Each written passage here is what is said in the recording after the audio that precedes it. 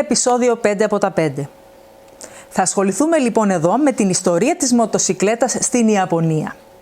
Δεύτερο θέμα, Evel Knievel και Robbie Knievel, όπως επίσης και Freddie Spencer. Τρίτο θέμα, VMAX 1200 Yamaha. Καλή σας διασκέδαση. Ελάχιστοι γνωρίζουν την ιστορία της μοτοσικλέτας στην Ιαπωνία. Εσκεμμένα ή όχι αγνοείται και έτσι ένα πολύ μεγάλο κομμάτι του πού βρεθήκανε αυτά που έχουμε σήμερα από την Ιαπωνία είναι άγνωστο στον κόσμο. Έτσι, σε αυτό το αφιέρωμα επέλεξα να κάνω γενικά την ιστορία σε αυτήν τη χώρα και όχι στην Αμερική, στην Ιταλία ή στη Γερμανία κάπου. Η Ιαπωνία.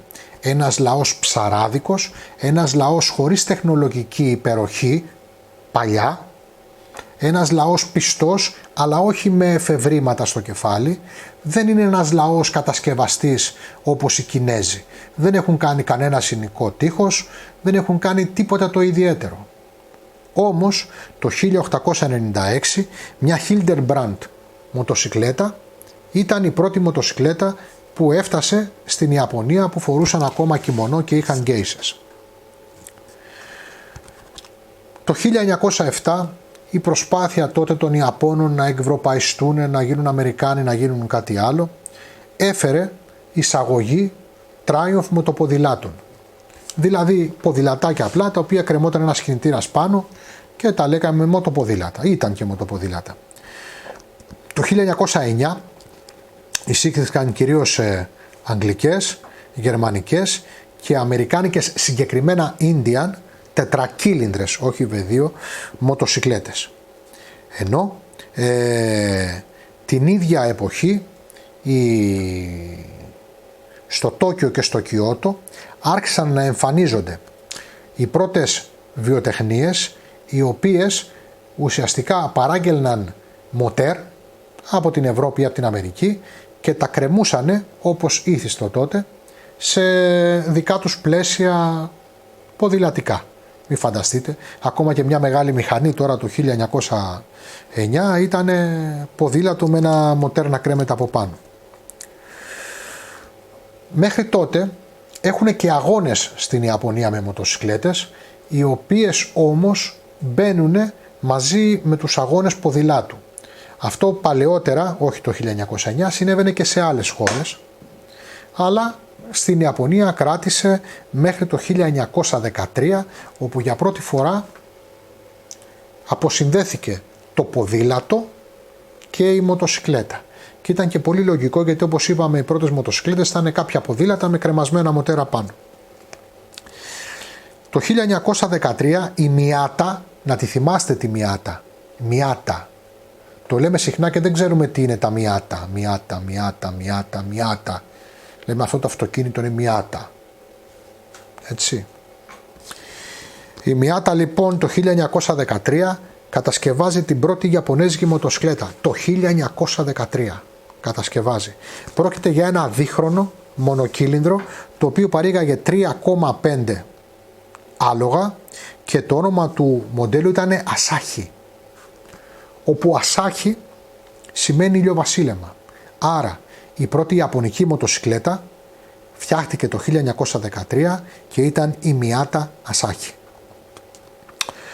Το 1916 η Μιάτα ανέβασε την παραγωγή της σε 40 μοτοσικλέτες το χρόνο. 40 μοτοσικλέτες το χρόνο. Λοιπόν,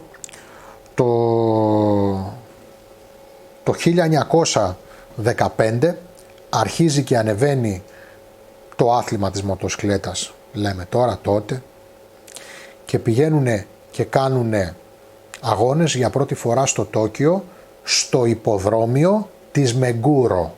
Να το θυμόσαστε και αυτό το όνομα, το Μεγκούρο. Ωραία. Λοιπόν, το 1923 η Μεγκούρο, η Ομόρι, η Καβάσι Κάτσου φτιάχνουν μαζικά μοτοσικλέτες βασισμένες σε αμερικάνικα μοντέλα. Να ξέρετε, εκείνη την εποχή οι μοτοσικλέτες οι αμερικάνικες, κυρίως της Indian και εν συνεχεία και της Harley, όχι τα δύσκολα πράγματα, όχι η Henderson και η Fly Merkel και η Crocker και αυτά, είναι πολύ πολύ σημαντικές για τους Ιάπωνες που έχουν μια αμερικανοτάση.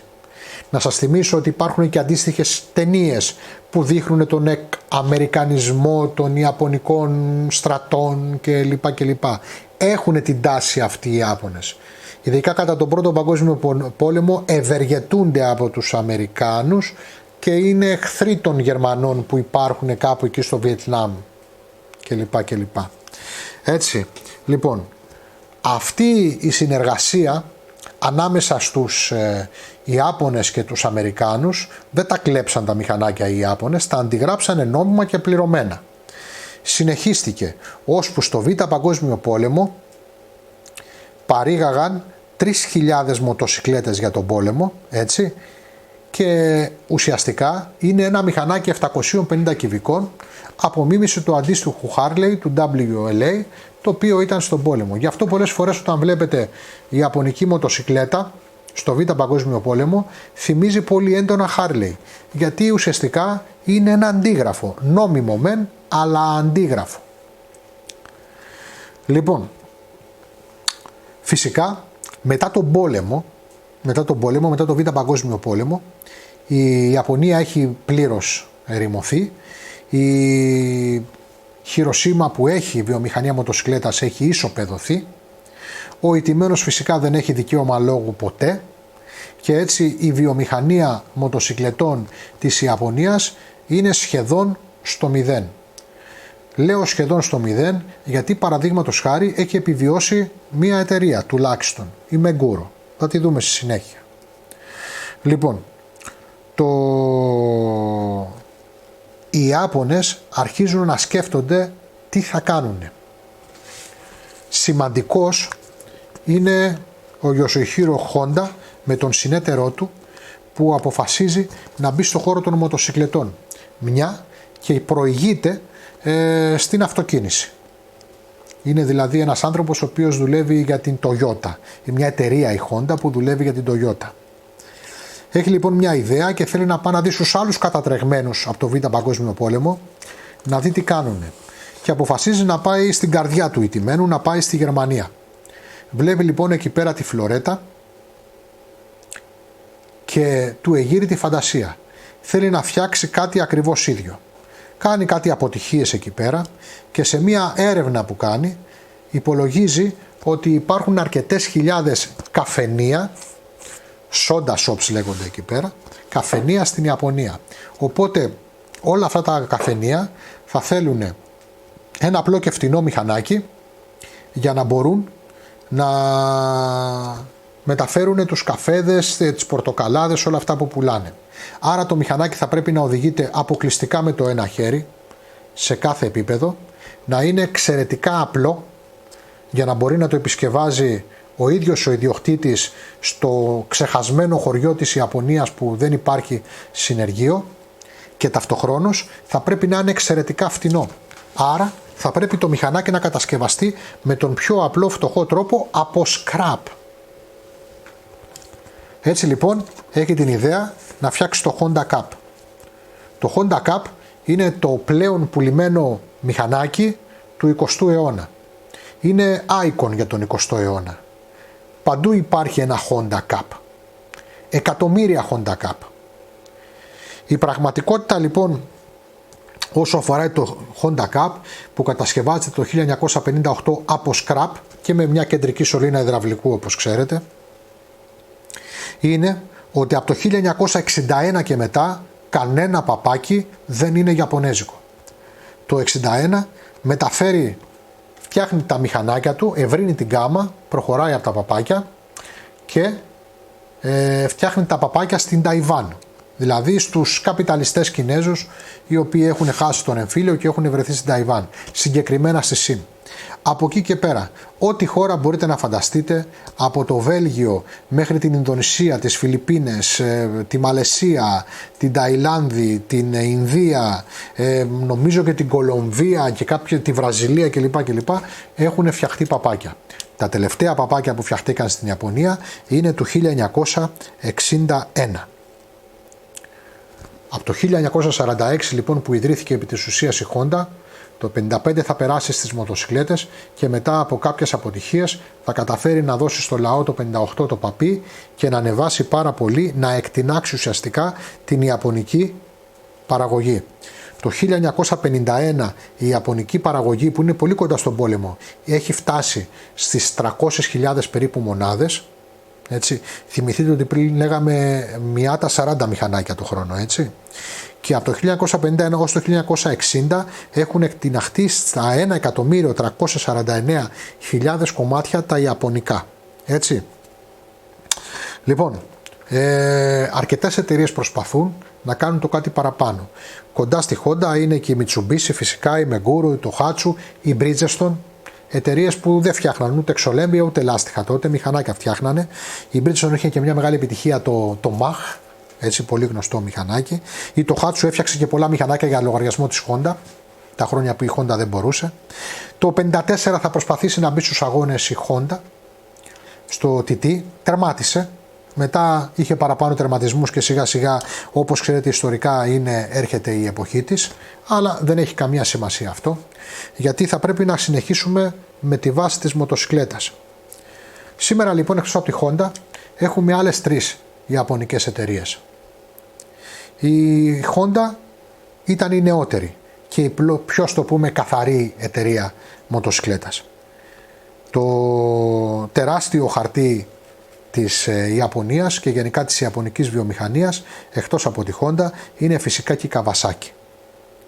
Η Kawasaki είναι μια εταιρεία που ιδρύθηκε το 1896 και κανένας δεν θα μπορούσε να κάνει κάτι ώστε να κλείσει την Kawasaki, κανένας πόλεμος δεν θα την τελείωνε, γιατί η Kawasaki έχει το μεγάλο πλεονέκτημα. Φτιάχνει καράβια. Τα καράβια είναι χρήσιμα στον πόλεμο. Τα καράβια είναι χρήσιμα μετά τον πόλεμο για το εμπόριο. Έτσι κανένας δεν πειράζει μια εταιρεία που φτιάχνει καράβια. Και η Kawasaki, ακόμα και σήμερα όσοι ναυτικοί μας βλέπουν, ξέρουν ότι κάθε καράβι που βλέπει στη θάλασσα, είτε το έχει φτιάξει Kawasaki, είτε έχει μια γεννήτρια Kawasaki μέσα, είτε έχει ένα κινητήρα κάτι Kawasaki μέσα. Λοιπόν, η Kawasaki λοιπόν, για κάποιο λόγο που δεν έχω καταλάβει ακόμα στο βάθος των χρόνων, αποφάσισε να εμπλακεί με τη μοτοσικλέτα. Έτσι, χωρίς να κάθεται να παίζει, να ψάχνει δηλαδή τι θα κάνει, να πάει στη Γερμανία να δει τη Φλωρέτα ή οτιδήποτε άλλο, πηγαίνει πάρα πολύ απλά και όμορφα και αγοράζει μία εταιρεία, τη Meguro, την είδαμε πριν, το 1964. Μία εταιρεία που η οποία υπάρχει από το 1896, έτσι. Meguro. Η Meguro λοιπόν εκείνη την εποχή, εκτός των άλλων, φτιάχνει ένα μονοκύλινδρο, όπως όλοι οι Ιάπωνες τότε, βασισμένο πάνω στα βρετανικά μηχανάκια, και ένα δικύλινδρο αντίστοιχα, βασισμένο επίσης πάνω στα βρετανικά μηχανάκια. Το ιερό Γκράλ κατά το Β' Παγκόσμιο Πόλεμο και μετά για τους Ιάπωνες είναι η μίμηση των Βρετανών. Πιο πριν ήταν η μίμηση των Αμερικάνων. Λοιπόν, και έτσι λοιπόν το W1 είναι η αρχαιότερη σε παραγωγή, εν συνεχή παραγωγή μοτοσικλέτα μέχρι σήμερα. Γιατί το W1 υπάρχει ακόμα στην γάμα της Kawasaki ως W800. Το W1 έγινε W6,5 και συνεχεία W800. Μέχρι πρότινος ήταν η δεύτερη παλαιότερη μοτοσικλέτα σε συνεχή παραγωγή στον κόσμο, διότι η πρώτη ήταν η Royal Enfield, η Bullet.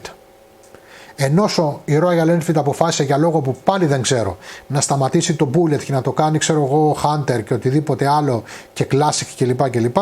Έτσι πλέον το W800 είναι η αρχαιότερη σε συνεχή παραγωγή μοτοσικλέτα στο πλανήτη Γη. Λοιπόν, είναι ένα μηχανάκι από τη Meguro. Η Kawasaki αγόρασε τη Meguro, τους είπε: κύριοι, σας αγόρασα, πάρτε τα λεφτά, πάρτε το εργοστάσιο, κάντε ό,τι σας φωτίσει ο Θεός και παρατήστε με. Και έτσι προχωράει μέχρι και σήμερα. Και έτσι μας έχει δώσει όλα αυτά τα φοβερά πράγματα, μας έχει δώσει το ETA2R, το ZPZ το 900 το Ninja και ό,τι εξαιρετικό σκέφτεστε από την Kawasaki. Λοιπόν, η τρίτη εταιρεία έχει ιδρυθεί το 1877. Δεν είναι άλλη από τη Yamaha. Είναι μια εξαιρετικά προοδευτική εταιρεία η οποία από το 1955 ξεκίνησε να βγάζει μοτοσικλέτες.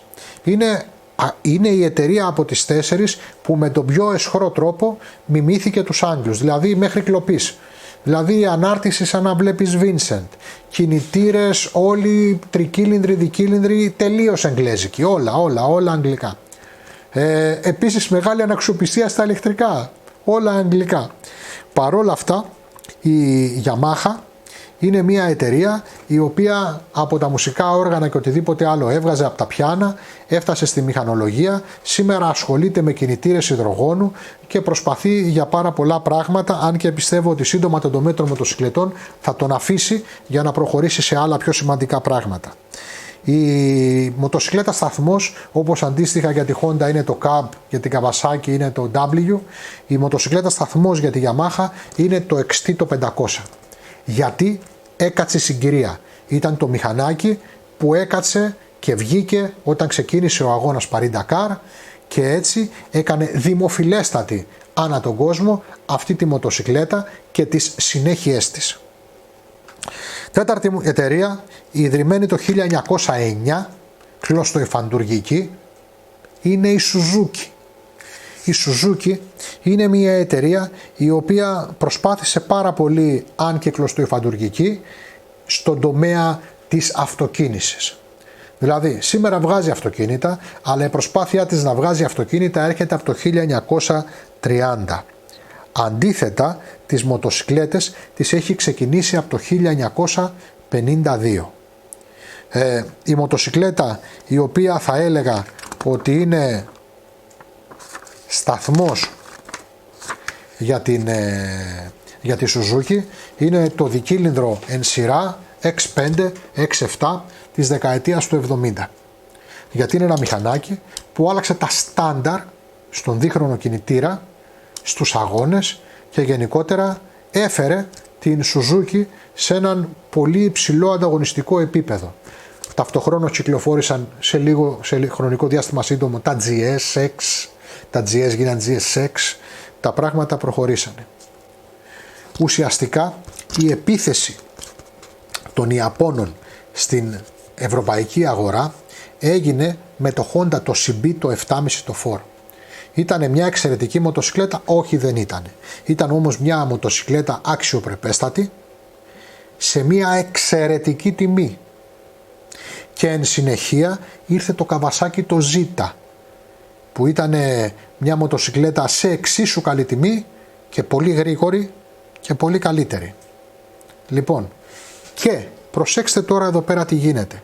Φανταστείτε ότι ζείτε τότε και έχετε να πάρετε ένα Ducati GT 7,5 ή ένα Norton Commando 8,5, το οποίο κάνει μια αντιστοιχεία σήμερα, ας πούμε, σε τυχαίες μονάδες θα πω 10, και έρχεται μια Ιαπωνική εταιρεία, μια Kawasaki με ένα Z, μια Honda με ένα CB, δεν έχει σημασία, και σου λέει εγώ θα σου πουλήσω ένα μηχανάκι πιο γρήγορο ή έστω το ίδιο γρήγορο, για να μην υπερβάλλω, και θα σου το δώσω όχι με 10 αλλά με 5. Λοιπόν, ό,τι ακριβώς γίνεται και σήμερα. Οι μισοί αρχίζουν και λένε σιγά μην είμαι χαζός να δώσω στην Ducati τόσα λεφτά, θα πάρω το Ιαπωνέζικο. Οι άλλοι μισοί, όπως και σήμερα αντίστοιχα με τους Κινέζους, λένε έλα μωρέ Ιαπωνεζιές, βλέπεις εδώ το Ducati που φοράει όργανα Smith και το ένα και το άλλο, ξέρεις, είναι οι εχθροί κλπ. Και τελικά εν κατακλείδη, όπως πάντα συμβαίνει στο εμπόριο, αυτός που έχει αξιοπρεπές προϊόν και καλύτερη τιμή είναι αυτός που κερδίζει το παιχνίδι. Έτσι, κατά τη δεκαετία του 70 εν αρχή και εν συνεχεία του 80 ολοκληρώσανε οι Ιάπωνες το θάνατο των Άγγλων. Τέλος όμως. Δηλαδή δεν έμπαινε κολυμπηθρόξυλο. Έτσι. Σήμερα που τα πάντα είναι πολυεθνικά και δεν ξέρουμε τι φτιάχνεται πού, αν και τα πιο πολλά είναι φτιαγμένα στην Κίνα. Οι Ιάπωνες πρέπει με τη σειρά τους να αντιμετωπίσουν την ίδια επίθεση που κάναν τότε στους Άγγλους, που τη δέχονται αυτή τη στιγμή από τους Κινέζους. Να δούμε ποια θα είναι η εξέλιξη. Αν και ουσιαστικά τα έχουμε πει αυτά. Αυτός που έχει αξιοπρεπές προϊόν με καλή τιμή θα κερδίσει τον αγώνα. Κατά τη διάρκεια αυτού του ιστορικού αφιερώματος στη μοτοσυκλέτα έχουμε συναντήσει πάρα πολλούς ανθρώπους της. Έχουμε συναντήσει αναβάτες, ιδιοκτήτες, σχεδιαστές, μεγάλα πρόσωπα τα οποία επηρέασαν την ιστορία της μοτοσυκλέτας. Ας δούμε λοιπόν και δύο ανθρώπους σε αυτό το επεισόδιο που δεν τους έχουμε συναντήσει πριν. Πρόκειται για δύο Αμερικάνους. Ο ένας, ο πρώτος, είναι ο μεγάλος Evel Knievel. Είναι ίσως ένα από τα σημαντικότερα πρόσωπα στην διάδοση του αθλητικού τρόπου της μοτοσυκλέτας. Είναι ο πρώτος άνθρωπος ο οποίος έβαζε αυτά τα πράγματα που βλέπουμε σήμερα, τα backflip, τριπλά, τετραπλά στον αέρα, όλα αυτά τα πράγματα τα έβαζε στα σπίτια των ανθρώπων. Ο άνθρωπος όπου έκανε show κατά τη δεκαετία του 60 και του 70 και μάζευε 100.000 εισιτήρια, 150.000 εισιτήρια για να δούνε αυτά τα πράγματα που έκανε. Ο Evel Knievel γεννήθηκε το 1938 στη Μοντάνα των Ηνωμένων Πολιτειών Αμερικής. Ξεκίνησε θαυμάζοντας έναν daredevil της εποχής του, έναν κασκαντέρ και αναβάτη αγώνων, τον Joey Chitwood, ο οποίος ήταν δημοφιλέστατος εκείνη την εποχή που αρχίζαν τα κασκαντερικά, δηλαδή λίγο μετά τον πόλεμο, το 45, το 50, και έτσι ακολούθησε αυτόν τον δρόμο. Έκανε μια συγκεκριμένη επαγγελματική πορεία που έκανε διάφορα επαγγέλματα όπως κάνουμε όλοι όταν ξεκινάμε, και ανάμεσα σε αυτά ξεκίνησε και μια αντιπροσωπεία της Honda. Τα πράγματα επαγγελματικά όμως δεν πήγανε και τόσο καλά για αυτόν και προσηλώθηκε σε αυτό που πίστευε πιο πολύ από οτιδήποτε άλλο, δηλαδή τις οδηγικές του ικανότητες. Οδήγησε πολλές μοτοσυκλέτες. Οδήγησε Norton 7,5, οδήγησε BSA, οδήγησε Indian, αλλά έγινε κυρίως γνωστός με την Berta αμερικάνικη σημαία και το XR το 7,5 της Harley Davidson.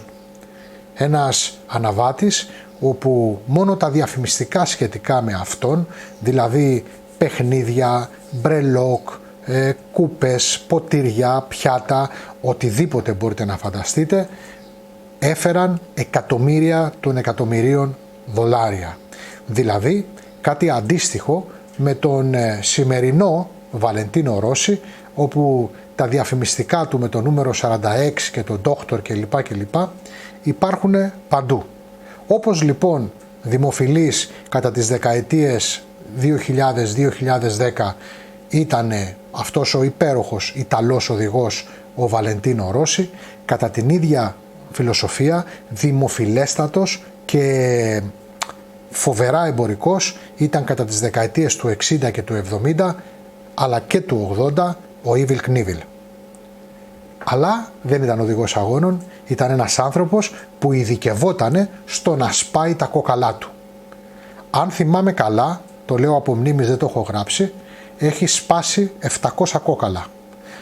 Δεν ξέρω αν ο άνθρωπος έχει 700 κόκαλα, αυτό σημαίνει ότι η επανάληψη του σπασίματος ενός και μόνο κόκαλου ήταν χόμπι πια για τον Evel Knievel, ο οποίος έλεγε ότι εντάξει μωρέ, το κόκαλο σπάει, τι να κάνουμε, μετά ξαναδένει. Στάθηκε και τυχερός στη ζωή του για να συζητάμε τα πράγματα και να τα λέμε με το όνομά τους. Το μεγαλύτερο όνειρο του Evel Knievel, που ήταν η ειδικότητά του τα άλματα, ήταν να πηδήξει από τον Grand Canyon με μοτοσυκλέτα. Δεν το πέτυχε, αλλά παρόλα αυτά πέτυχε πάρα πολλά μεγάλα άλματα και κέρδισε πάρα πολλά ρεκόρ. Να πούμε ότι ο Evel Knievel πήδηξε πάνω από 70 φορές από ράμπα σε ράμπα με μοτοσυκλέτα, κυρίως με XR7,5 όπως είπα. Το XR7,5 ήταν μια σπορ μοτοσυκλέτα της Harley Davidson που υπήρχε εκείνη την εποχή. Λοιπόν, το 1968 ξεκίνησε τα μεγάλα του άλματα. Φυσικά είχαν προηγηθεί μεγάλα σοου, βαρέλες, άλματα μικρά, πάνω από 2 αυτοκίνητα, πάνω από 3 αυτοκίνητα, πάνω από 5 αυτοκίνητα, αλλά πλέον είμαστε στο 68, έχει δικό του κοινό, έτσι, πετυχαίνει πολύ μεγάλα άλματα και πλέον είναι στην σφαίρα του φανταστικού. Δηλαδή ο κόσμος τον κυνηγάει και αυτός κάνει φοβερά πράγματα. Το 1968 προσπαθεί τον Αύγουστο στο Χιούστον του Τέξας να πηδήξει πάνω από 15 Ford Mustang. Σπάει μερικά κόκαλα, έχει αποτυχία στο άλμα, αλλά δεν έχει καμία σημασία. Το 1971 επιστρέφει στην ίδια περιοχή και αυτή τη φορά δεν πηδάει πάνω από 15 Mustang, βάζει πιο χαμηλά τον πύχη και περνάει πάνω από 13 αυτοκίνητα. Εν συνεχεία προσπαθεί και περνάει στην ίδια περιοχή σε επόμενο άλμα πάνω από 19 αυτοκίνητα. Μιλάμε δηλαδή 19 αυτοκίνητα παρεταγμένα και άλμα με το Harley από πάνω. Αυτό το άλμα ήταν πάρα πολύ σημαντικό και κράτησε ως το μεγαλύτερο άλμα με μοτοσυκλέτα, όχι το πιο ρυψοκίνδυνο, έχει κάνει πολύ χειρότερα άλματα, ως το μεγαλύτερο άλμα με μοτοσυκλέτα στο βιβλίο Guinness μέχρι το 1998, όπου ένας αναβάτης πήδηξε 19 αυτοκίνητα. Το 1975 έχει φτάσει χάρη του στην Ευρώπη, είναι στο γήπεδο Wembley και πηδάει πάνω από 13 λεωφορεία. Να σημειωθεί ότι τα 13 λεωφορεία ήταν ενός ορόφου, δεν ήταν δηλαδή τα διπλά κοινά αγγλικά λεωφορεία. Αλλά φανταστείτε, 13 λεωφορεία σε σειρά, άλμα από πάνω με μηχανή. Συνεχίζοντας αυτά τα απίστευτα σερί που έκανε ο Evel Knievel, πήδηξε στο Kings Island πάνω από 15 λεωφορεία, μεγαλύτερου μεγέθους από τα λεωφορεία που είχε πηδήξει στο Λονδίνο. Γενικά έκανε κάτι απίστευτα πράγματα και για να καταλάβετε το μυαλό του και πώς λειτουργούσε και πώς ήταν το show εκείνη την εποχή στις ΗΠΑ, το 1977 προσπάθησε να κάνει το περιβόητο Shark Jump Ramp, όπου ήθελε να πηδήξει με τη μοτοσυκλέτα πάνω από μία δεξαμενή γεμάτη με άγριους καρχαρίες, όπως έλεγε. Το άλμα απότυχε. Προτού φτάσει στην δεξαμενή με τους άγριους καρχαρίες, έπεσε πάνω στον κάμεραμάν. Ίσως να ήταν για καλό, αλλά δεν έχει σημασία. Το θεϊκότερο πάντως στην ιστορία του που έκανε, αφήσω τα άλματα στο Caesar Palace και λοιπά, στο Las Vegas, αυτοί ξέρετε οι άνθρωποι, αυτοί οι showman που κάνουν αυτά τα πράγματα είναι τα μάμ για Las Vegas. Όπως ήταν και οι τραγουδιστές και οι μεγάλοι θεατρίνοι κάνουν τα show τους στο Las Vegas, φυσικά όπως καταλαβαίνετε τη δεκαετία του 70 και του 80 όλοι αυτοί οι μεγάλοι κασκαντέρ και μάλιστα όταν ήταν τόσο δημοφιλείς όσο ο Evel Knievel ήταν τα μάμ για Las Vegas. Λοιπόν, το 1974 αποφάσισε να κάνει το Snake River Jump. Θεϊκή κατάσταση. Ο τύπος είχε φτιάξει ένα μηχανάκι το οποίο ήταν πύραυλος. Είχε βάλει δηλαδή πύραυλος, παιδί μου, είχε βάλει τουρμπίνες, είχε βάλει τζάτο, όπως λέγονται στην αεροπορική γλώσσα, τα οποία τζάτο, ξέρεις, θα εκτοξεύαν το μηχανάκι να περάσει το River Canyon. Και φυσικά πρέπει να υπάρχει μια προσγείωση μετά, γιατί το River Canyon είναι ψηλά, στην Canyon. Το Canyon έχει κάτω και μπάτο. Το καταλαβαίνετε αυτό, έτσι. Λοιπόν, το πλάνο ήταν να φύγει με τα τζάτο, να πετάξει ψηλά. Με αυτό το μηχανάκι το είχε PX100, κάπως έτσι το έλεγε. Και το πλάνο ήταν μετά το μηχανάκι να προσγειωθεί με αλεξίπτωτο. Και φίλες και φίλοι, το άλμα ήταν πετυχημένο. Μια και δεν είχε ράμπα απέναντι, ήταν να πέσει στο κενό. Τα τζάτο δουλέψανε, το μηχανάκι πήγε ψηλά, όλα καλά, όλα ωραία, αλλά το πρόβλημα ήταν ότι δεν άνοιξε το αλεξίπτωτο. δεν άνοιξε. Ξέρετε, ο αλεξιπτωτισμός βασίζεται κυρίως, ειδικά εκείνη την εποχή, σε στατικό ημάντα. Δηλαδή κάπου πρέπει να βρει μία κόντρα το αλεξίπτωτο για να σκιστούν τα σκοινιά και να ανοίξει. Όπως γίνεται αν έχετε δει άλματα στους αλεξιπτωτιστές, είναι δεμένη στο αεροπλάνο και βρίσκει κόντρα και ανοίγει. Οπότε όταν το αλεξίπτωτο δεν ανοίγει έτσι, σε άλματα ελευθέρας πτώσεως ή σε κάποια άλματα τέτοια, υπάρχουν cutters. Τα οποία cutters βγάζουν ένα πολύ μικρό αλεξιπτωτάκι, το οποίο αυτό παίζει το στατικό κομμάτι, τραβάει τα μαχαίρια πάνω, κόβονται τα κορδόνια και το αλεξίπτωτο τραβιέται και ανοίγει. Εδώ δεν άνοιξε. Το αλεξίπτωτο έμεινε στη θέση του. Η πλάκα είναι σε όλο το σκηνικό ότι όλο αυτό το φοβερό άλμα με το πυραυλοκίνητο μηχανάκι που δεν άνοιξε το αλεξίπτωτο, το προσγείωσε ο Evel Knievel, το προσγείωσε. Δεν έπαθε τίποτα. Έπαθε κάτι γρατζουνιές. Προσγειώθηκε το μηχανάκι.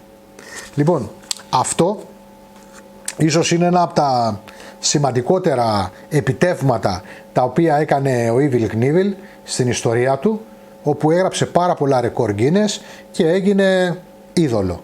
Άλλωστε, μη μου πείτε ότι δεν έχετε δει ποτέ στο TikTok να έχουν μινιατούρα μηχανή Evel Knievel με μπέρτα και να τη βάζουν να πηδάει από αυτοκίνητα που έχουν βάλει, ξέρεις, ψεύτικα αυτοκινητάκια παιδικά, γιατί θα πείτε ψέματα. Τέτοιο βιντεάκι έχει δει και η τελευταία νοικοκυρά.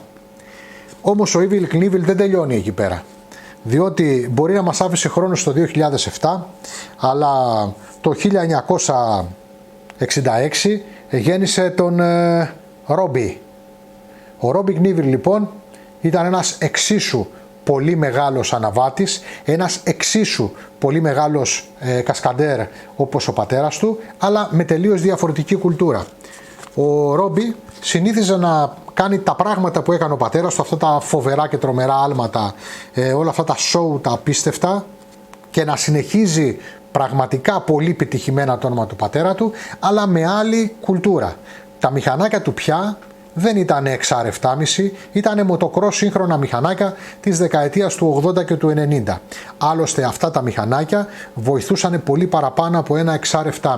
Φανταστείτε τι επιλογές είχε το 68 και το 74 να κάνει άλμα ο Evel Knievel, και θα δείτε ότι το XR7,5 ως αμερικάνικη στιβαρή κατασκευή ήταν, να μην σας πω καλύτερο από κάποιο enduro motocross ευρωπαϊκά, θα πω τουλάχιστον εφάμιλο. Αλλά η διαφορά του από εκεί που έχουν φτάσει τα χωματερά μηχανάκια στη δεκαετία του 80 και του 90 ήταν προφανώς μεγάλη.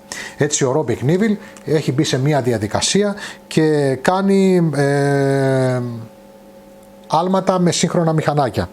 Λοιπόν, ο Robbie έκανε 390 άλματα στην ιστορία του, δηλαδή τουλάχιστον τα τριπλάσια άλματα από αυτά που έκανε ο πατέρας του.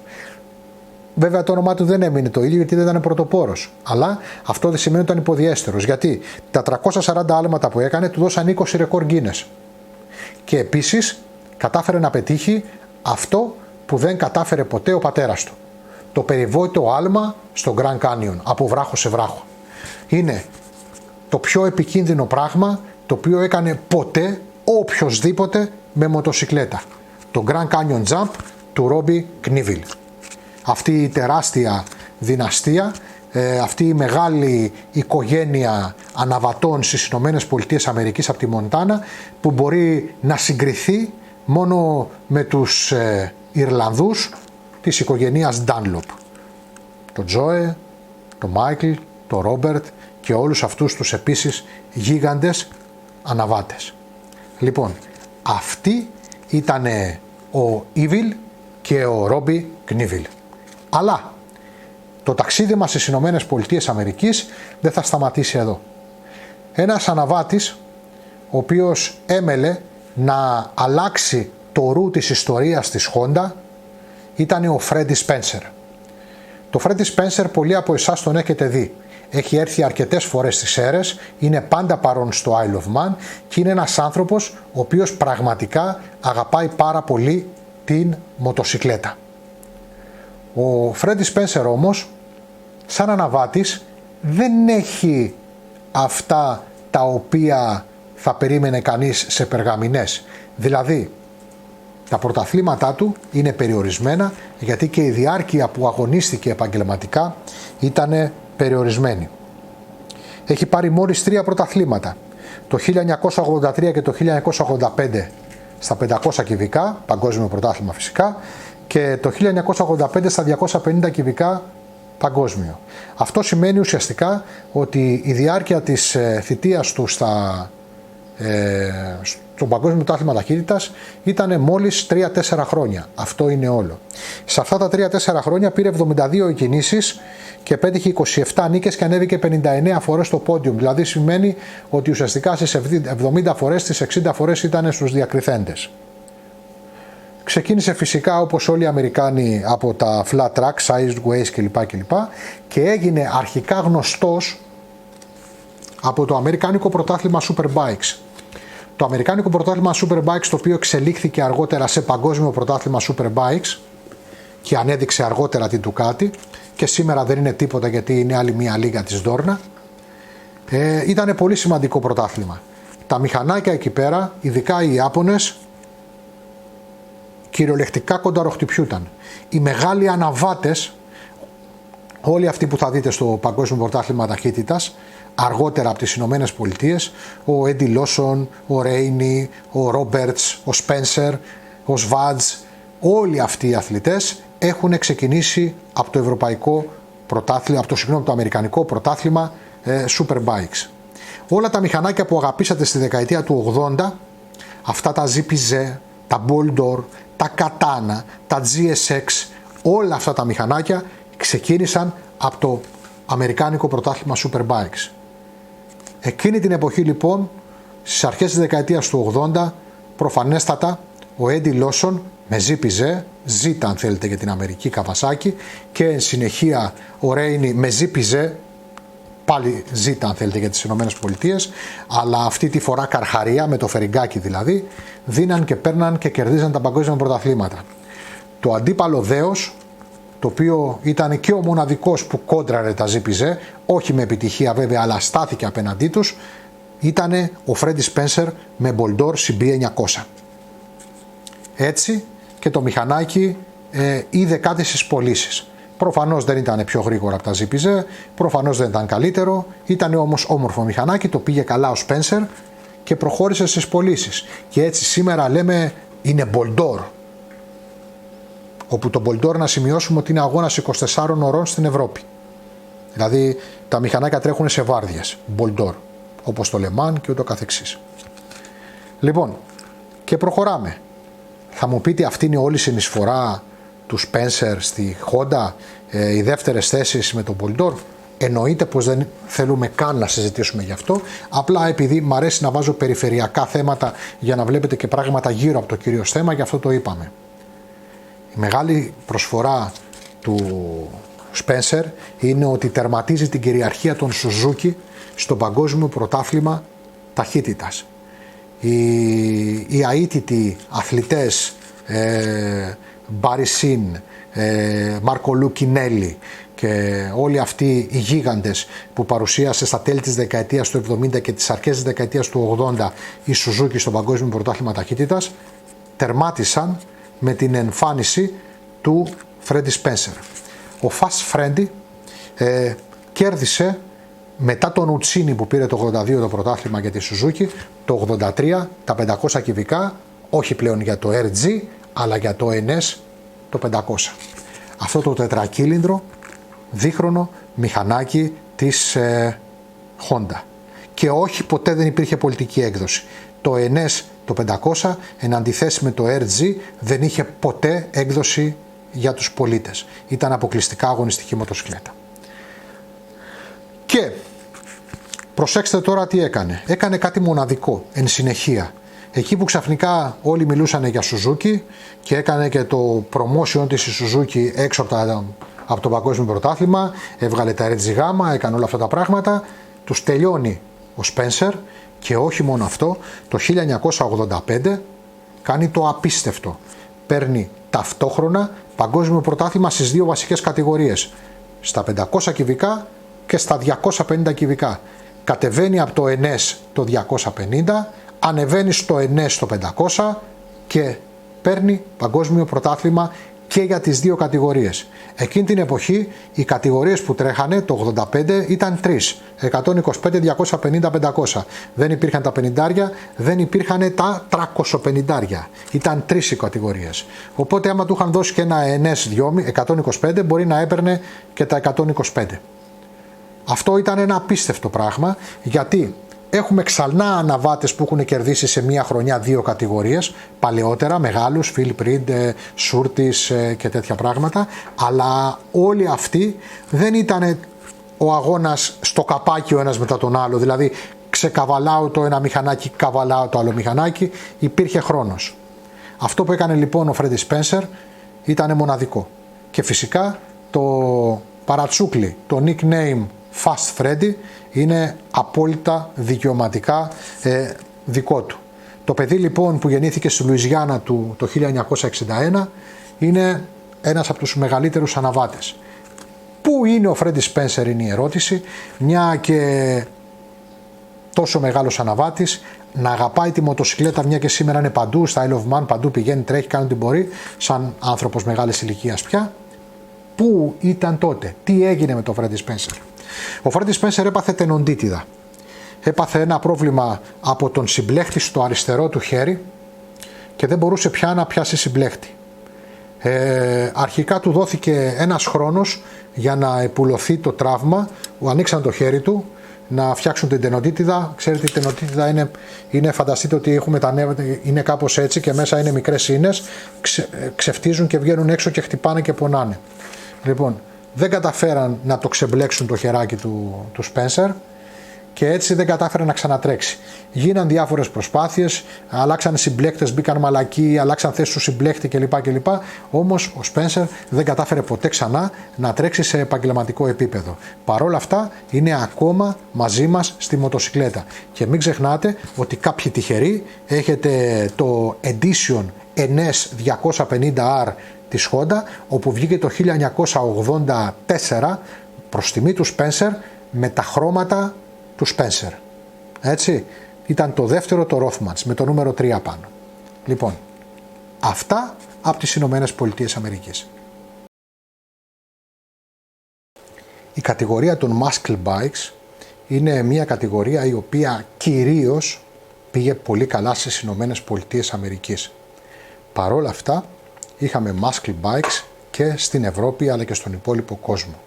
Η πρώτη muscle bikes στην ιστορία ήταν η Vincent Black Shadow, ενώ η πιο πετυχημένη ήταν στα μέσα της δεκαετίας του 90 το Ducati Monstro 900, το γνωστό σε εσάς Monster. Όμως, η πιο σημαντική muscle bike, εξαιρώ το Black Shadow, ήρθε στα μέσα της δεκαετίας του 80 από την Ιαπωνία. Είχαν προηγηθεί μοτοσυκλέτες όπως το V45 της Honda, όπως το ZL το 900 της Kawasaki, αλλά τελικά το 1985 ο σχεδιασμός του 1984 του Atsushi Isuzu έκανε τη διαφορά. Δεν μιλάμε για άλλη μοτοσυκλέτα, εκτός φυσικά από τη Yamaha VMAX 1200. Εξαιρετική μοτοσυκλέτα, εξαιρετικό μοτέρ, απίστευτες για την εποχή επιδόσεις, όλα εντυπωσιακά πάνω της. Ομορφιά, υποδύναμη και σίγουρα ήσουν ο πιο γρήγορα επιταχυνόμενος αναβάτης πάνω σε στοκ μοτοσυκλέτα. Λοιπόν, 1197 κυβικά, V4 κινητήρας, 70 μοιρών, ο οποίος ήταν με 2 κεντροφόρους επικεφαλής, 4 βαλβίδες στον κύλινδρο, υδρόψυχτος. Είχε την απόδοση στη ρόδα, το τονίζω στη ρόδα, 120 άλογα. Αν θυμάμαι καλά ήταν 140 άλογα η απόδοση η επίσημη στο στρόφαλο. Και έδινε 112,7 Nm, που είναι τεράστιο νούμερο ροπής, στη ρόδα πάλι. Άρα το μηχανάκι δεν ήταν απλά πανίσχυρο, το ισχυρότερο της εποχής, πιο δυνατό από το μετά από 2 χρόνια που θα έρθει FZR 1000, το super sport της εταιρείας. Είχε τέτοια αποθέματα ροπής που είχε μεγάλες δυνατότητες μπουσταρίσματος. 5 ταχύτητες, 286 κιλά με όλα τα υγρά, 277 αν θυμάμαι καλά από μνήμη στο λέω ξέρω, και αποτελούσε το απάβγασμα της τελειότητας σε έναν Ιαπωνέζικο κινητήρα τότε. Η Yamaha είχε προσπαθήσει πάρα πολύ κατά τη δεκαετία του 80 να βγάλει την απόλυτα τεχνολογικά εξελιγμένη μοτοσικλέτα. Είχαμε το XJ το 650 το Turbo το Seka και είχαμε φυσικά και τον πρόγονο της VMAX το Hizita το 5,5 που επί της ουσίας ήταν οι δύο από τους 4 κυλίνδρους του VMAX. Όμως στο Hizita το 5,5 που ήταν μια εντελώς διαφορετική μοτοσικλέτα από ό,τι κυκλοφορούσε μέχρι τότε, με υδρόψυξη, με 4 βαλβίδες, με άξονα, με 2 δισκόφρενα και με διαφορετικό διαστημικό design, τετραγωνισμένο δηλαδή, όχι στρογγυλό όπως απαιτούσε η εποχή, είχαμε θέματα με τα καρμπιλατέρ. Δηλαδή, τα καρμπιλατέρ που ήταν τύπου Cosworth ψεκάζαν τα κύλινδρα έτσι, αλλά υπήρχαν τεράστιες τρύπες. Η μοτοσικλέτα έγινε μεγάλη επιτυχία γιατί έγινε επιτυχία στην Αμερική γιατί τα αγαπούν αυτά τα πράγματα οι Αμερικάνοι, αλλά δεν έγινε η επιτυχία που περίμενε η Yamaha. Και δεν το λες και Grand έχει τα 10.000 κομμάτια, 12 πόσα έκοψε συνολικά, έτσι. Έτσι η Yamaha κάθισε και δούλεψε το πρόβλημά της, δηλαδή την τρύπα στα καρμπιλατέρ. Έκανε τη μοτοσικλέτα τέτρακύλινδρη, έβαλε ένα εντελώς διαφορετικό design από αυτό που είχε η Hizita, ούτε στρογγυλό, ούτε τετράγωνο, αλλά καινούριο, κάτι άλλο.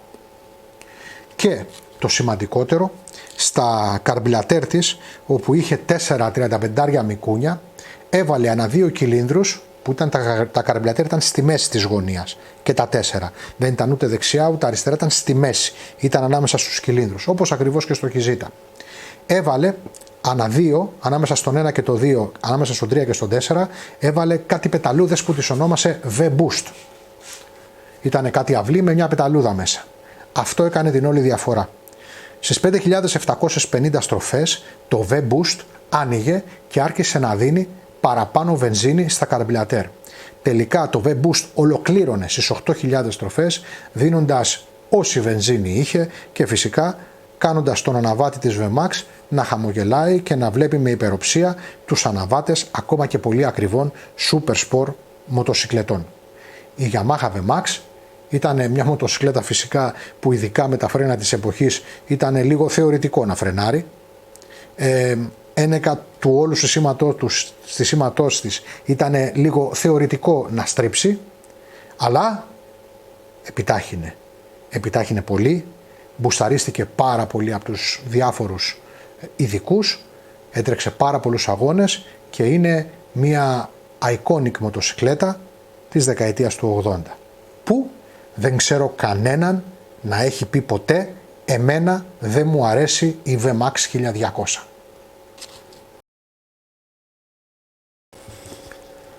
Φίλες και φίλοι, αναπτύξαμε πάρα πολλά θέματα. Αυτά τα θέματα είχαν άπειρα υποθέματα μέσα. Είδατε ότι αν και επί της ουσίας ασχοληθήκαμε μεμονωμένα με 2 μόνο αναβάτες μοτοσικλέτας, αναφέρονται πάρα πολύ μέσα στα βίντεο. Θέλω να πιστεύω ότι φτιάξαμε με τέτοιο τρόπο την ιστορία της μοτοσικλέτας, ώστε να είναι το δυνατόν ενδιαφέρουσα, το δυνατόν πολυμορφική και το δυνατόν σύντομη. Από τον Ιωάννη και τη Γεωργία ευχαριστούμε πάρα πολύ που μας τιμήσατε εδώ στα Κόκκινα Φεγγάρια να δείτε αυτή τη σειρά των 5 βίντεο για την ιστορία της μοτοσικλέτας. Να είστε πάντα καλά.